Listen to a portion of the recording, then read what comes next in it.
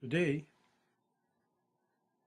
we're going to talk about the purpose of this session, the purpose of your life, and why I want to reach you with my message. Today, we have economy problem, family problem, society problem, understanding between each other as a human being problem. Call it difficulty, but the main thing is why I'm living, what the purpose of life. What happens if all my goal in life is accumulating material? Do you think you're not going to die? You believe or you disbelieve, or even if you are atheist, you like it or you don't, you're going to die. Where I'm going after death, what happened to my soul? Do I think this way?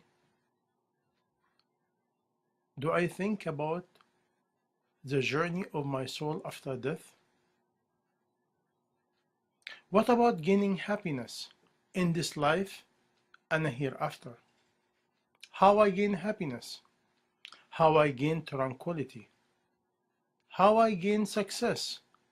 What's the meaning of success? How I gain peace?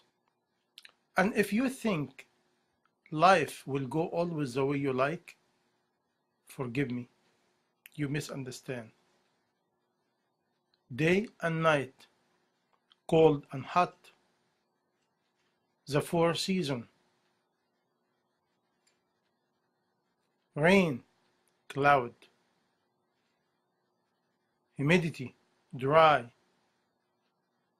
beauty, ugly, rich, poor, young, old, healthy, sick, life full of different. The Almighty is a creator. You believe in him or no, he makes this life like that. You cannot have joy all the time. You will get bored. Some people used to commit suicide because they cannot get any interest of their life. By the way, what can generate happiness and assurance and peace and tranquility and success? Where I get it from? It is money, is status,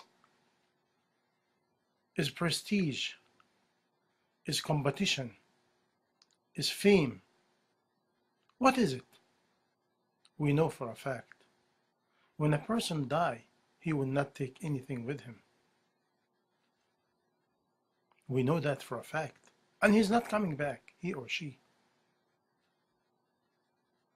By the way, I'm sharing with you something today because mankind, Muslim and non-Muslim, believer or disbeliever or non-believer or atheist, the majority of mankind forget who they are, where they are, what the purpose of their life, where they're going, and what the final destination.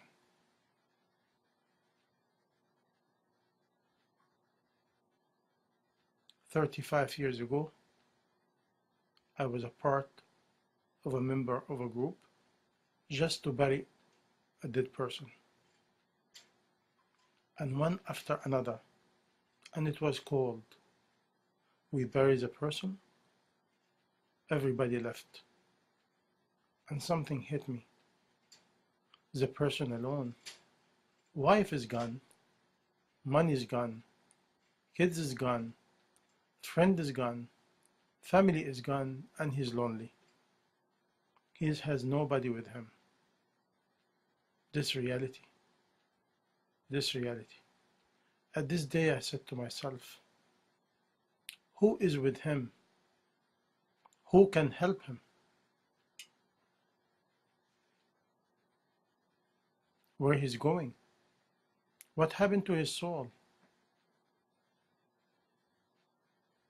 And this was the main purpose of life, to think. Today you have TV and different equipment, 3D, 3 dimension. Similar, today we have only 1 dimension of life, but many aspects and many dimensions of life, we completely ignore it, even it is exist. You cannot be young all your life. You cannot be healthy all your life. You cannot continue like that. You cannot. This reality. But what happened to us, we forget it. Why? Lack of companionship, lack of environment. All the environment and the majority of companionship against us. Everybody advertising, and nobody advertising for the hereafter.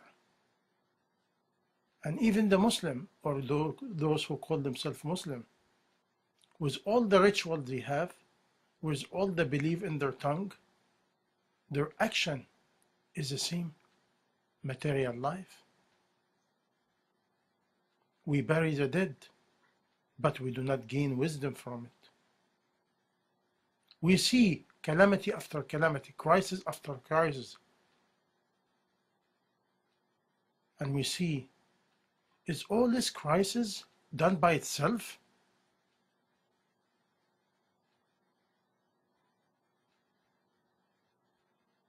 Are we become so arrogant or so blind to the point we forget who caused it? What purpose? By this way, my message to you is the first thing. Do we need a creator, and why? Do we need a religion? Why? Do we need faith? Why? I discovered that like almost close to 30 years ago when I was in a supermarket and I saw this lady having a calculator, calculating the money for all the items she buy ahead of time. And she checks the ingredient and calorie, carbohydrate, fat, sugar. I went to her and asked her why. She said, I have a schedule for everything. I want to make sure I eat healthy, I keep my diet, I keep my weight, because I want to look good. I said to myself, poor human being, how much money we spend to look good for the physical fitness. There's nothing wrong with that. But when it comes to belief or having faith or think about the hereafter, I have no time. I have no time. Muslim and non-Muslim have this sentence, I have no time. Forgive me. The only time you have no time when the angel of death come and he will tell you have no time. But now you have the time, but your priority in life is different. By this way, we take care about the food of the belly. We take care about the food of the body. What about the food of the soul? Somebody asked, what is the food of the soul? Is what I explained to you 3-4 minutes ago. The one you cannot get it in the supermarket. You cannot get it in health store. Because the food of the soul, only one can give it to you. The owner of the soul. The one who created, he has the food of the soul. You believe in him? You acknowledge his existence? You show gratitude to him? And him in here is not a male or female. It's the Almighty, the Creator, the only one. Once you humble yourself and you realize you need the Creator, you need him now, you need him tomorrow, you need him when you get elder, you need him when you get sick, you need him in the moment of death. One of the most beautiful report I ever heard in my life from Islamic point of view. If a person really live as a believer and in the moment of death he gets scared and screaming and he called the Almighty by his name, Ya Allah. The Creator, the Almighty, replied to him, Labbayka abdi. Here am I, my servant. I'm here to help you. I'm here for you. I'm here to serve you.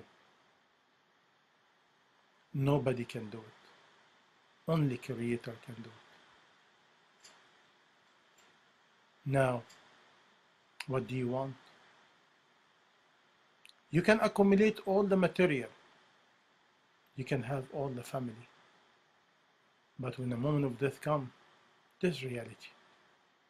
By this way, why we need a Creator? I need a Creator because He owns me. And He owns my success and my happiness in this life and hereafter. I need Him now. I need Him to guide me.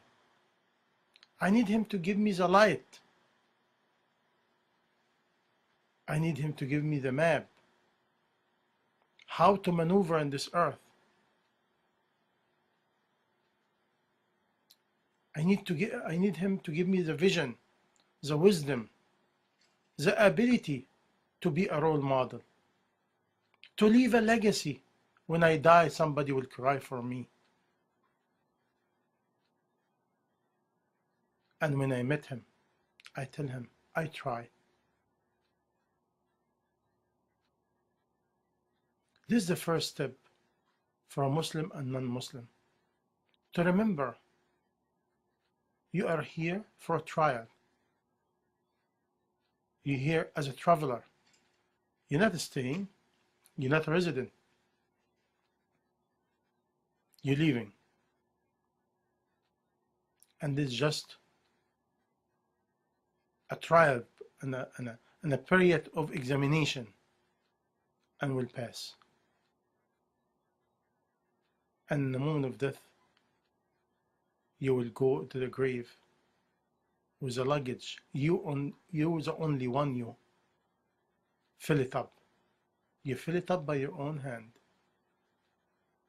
Is your action, your deed, good or bad? And you will be responsible about it.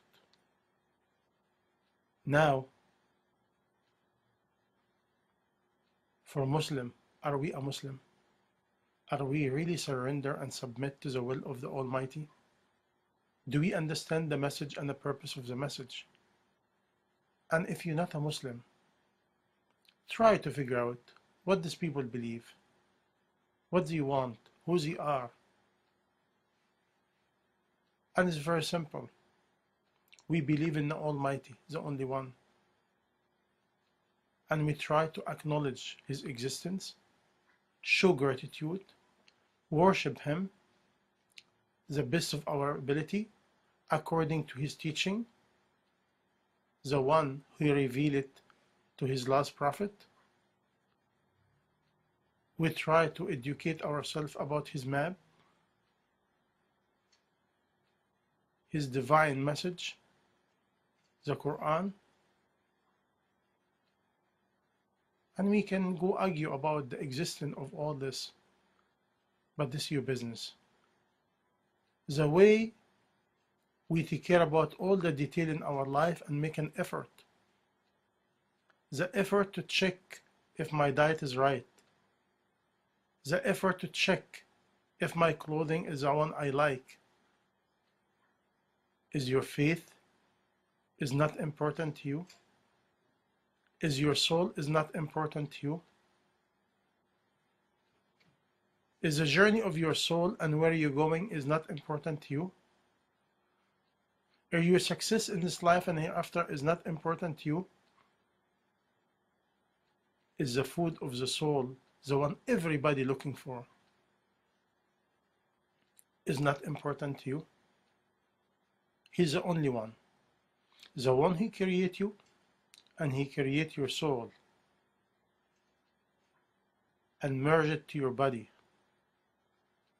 He's the one carry the food of the soul. The more you are closer to Him, the more He supports you and give you.